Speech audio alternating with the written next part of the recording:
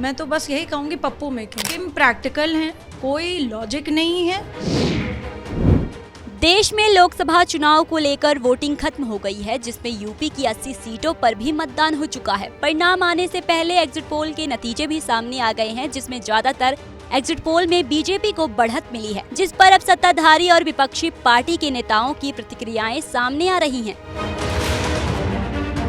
विपक्ष जहां इस एग्जिट पोल को नकारता हुआ दिख रहा है, तो वहीं सत्ताधारी पार्टी बीजेपी अभी और ज्यादा सीटें आने की बात कह रहा है।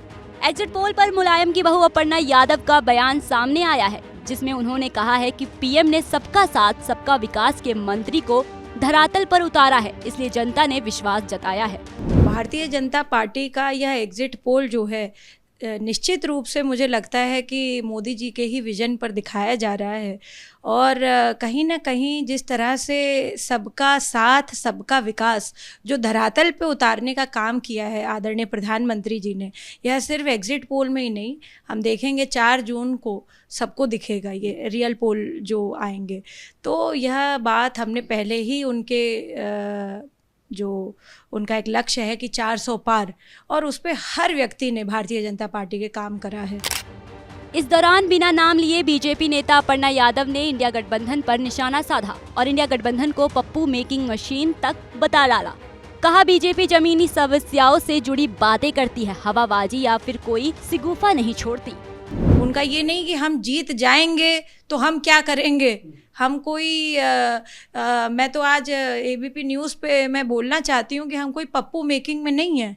हम लोग आदरणीय प्रधानमंत्री जी मोदी जी ये टर्म थोड़ा समझाइए, पप्पू मेकिंग क्या है? भाई आप एक वरिष्ठ पत्रकार हैं, और यह देश भी जो है बहुत समझदार है, सबको पता है कि कौन क्या है। तो हम लोग कोई बेवकूफ़ बनाने वाले लोगों में से नहीं है। हम लोग सच में जो एक्चुअल लोगों की मूलभूत चीज़ें हैं, ज़रूरत है, देखिए सम्मान और सुरक्षा। अपर्णा यादव से जब इस चुनाव में विपक्ष की हार का कारण पूछा गया, तो फिर उन्होंने पप्पू मेकिंग मशीन की बात दोहराई और कहा कि अगर विपक्ष इधर उधर की बात ना करके काम पर ध्यान देता तो शायद उन्हें कुछ सफलता मिल सकती थी। तो पप्पू मेकिंग, मैं तो बस यही कहूँगी पप्पू मेकिंग। इम्प्रैक्टिकल घोषणाएं कर दी गई मैनिफेस्टो, इम्प्रैक्टिकल हैं, कोई लॉजिक नहीं है, और वह सिर्फ छीटाकशी करी है उन्होंने। अगर इतना आदमी अपने काडर पे, अपने काम पे, अपने ग्रास रूट लेवल के कार्यकर्ता पे, उनकी संवेदनाओं का ध्यान रखता, तो मुझे नहीं लगता है कि आज विपक्ष की ये हालत होती।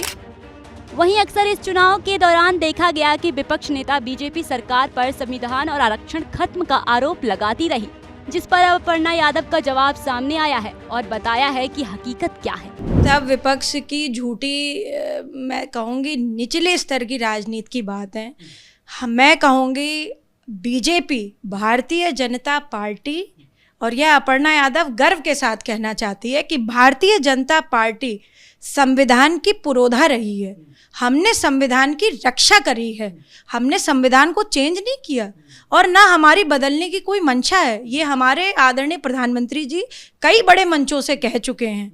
और चाहे 370 की कुप्रथा हटाना, चाहे या मुस्लिम महिलाओं के लिए 3 तलाक में बदलाव लाना, चाहे और भी अन्य चीज़ों में जो है जो वो बदलाव कर रहे हैं, और नक्सलवाद खत्म करने का काम कर रहे हैं, यह सब जो है भारतीय संविधान की रक्षा करनी हुई।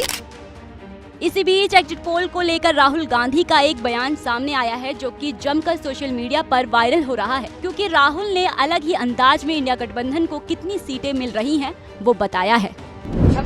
सिद्धू मूसेवाला का सॉन्ग सुना आपने?